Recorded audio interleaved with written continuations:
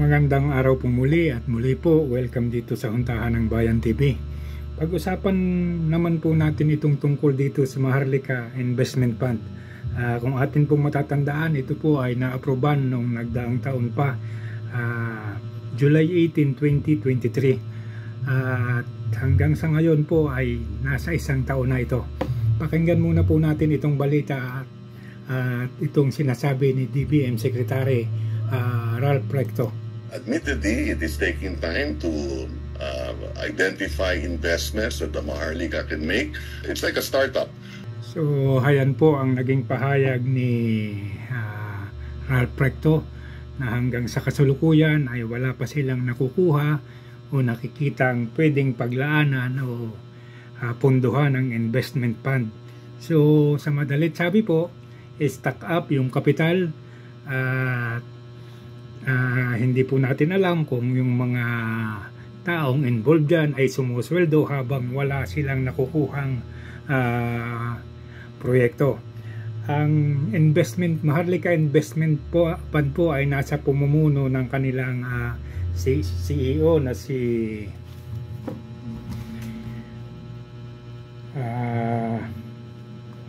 Rafael Consing Jr. At mayroon po siyang 4 na direktor na sina Vicky Castillotan, Andrew Jerome Gan, at German Lauchauco, at Roman Felipe Reyes. So bali po 5 tao ito ang may hawak ng medyo malalaking posisyon. At kung atin pong iisipin sa loob ng isang taon, hindi naman po siguro itong mga ito papayag na maupo dyan at hawakan yung kanilang mga pwesto na habang walang proyekto o nakukuhang pupunduhan yung Maharlika Investment Fund ay hindi rin po sila sosweldo. At kung atin pong natatandaan, yung mga ilang linggo na ang nakakaraan o buwan siguro, na yung director daw nito ay humihingi ng 2.5 million na sweldo buwan-buwan.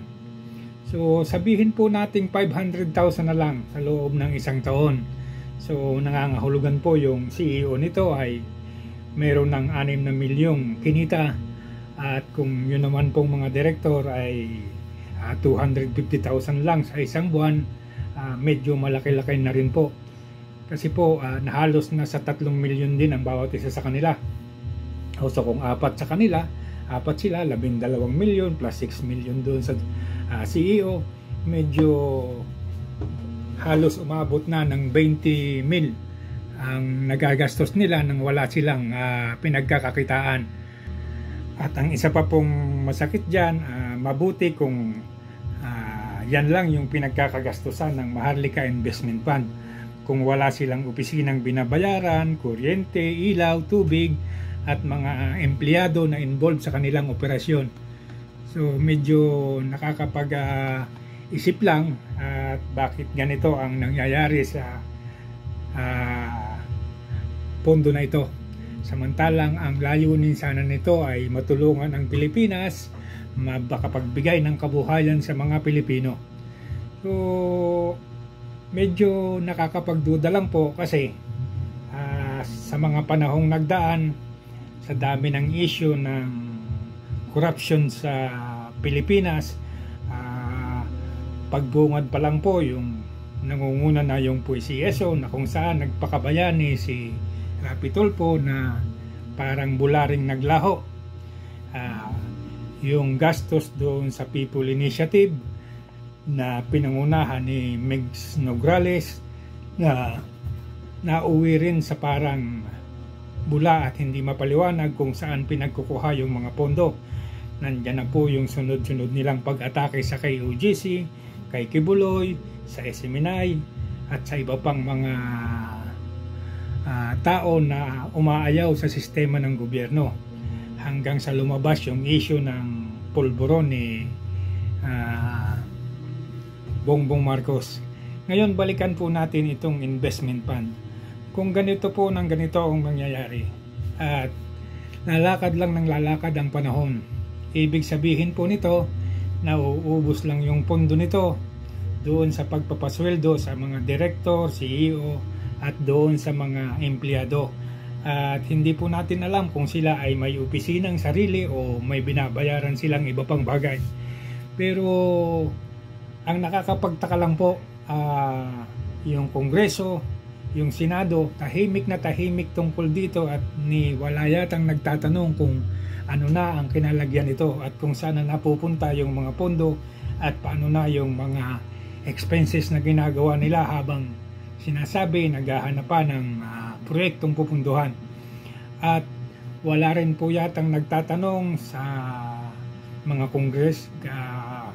kongresista, senador, kung ito bang paggastos ng pondo na ito ay na-audit pa at napapabilang pa ba sa pambansang gastos ng gobyerno.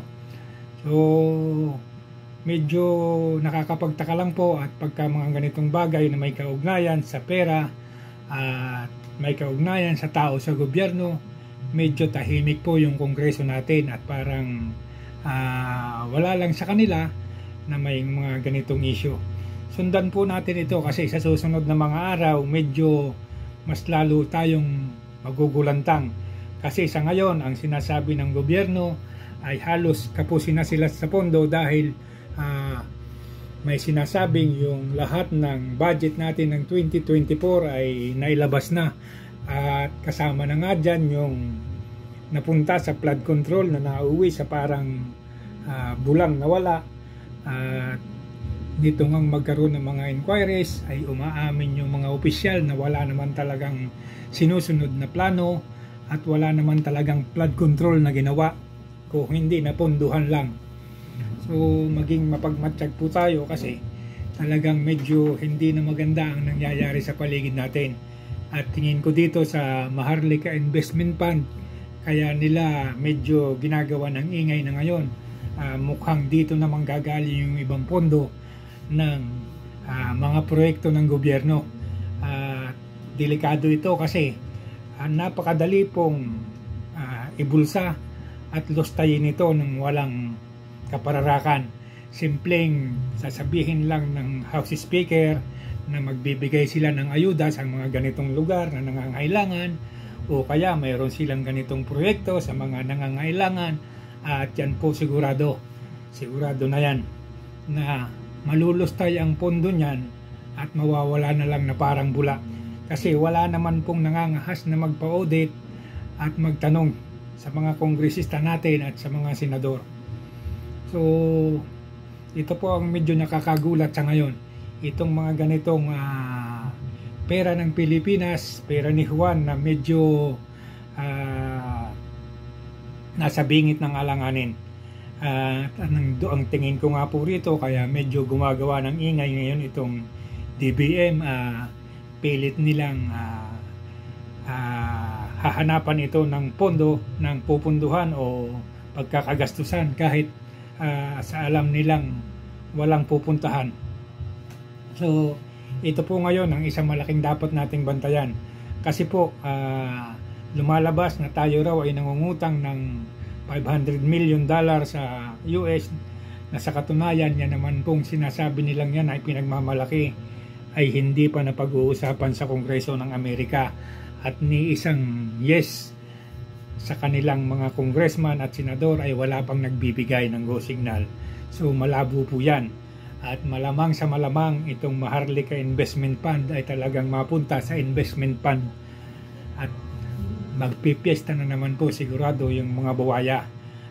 Isipin nyo po yung mga young guns na maiingay ay halos 100 milyon pondo ang nakukuha sa gobyerno sa kanilang mga proyekto na hindi malaman kung natapos o talagang ginawa.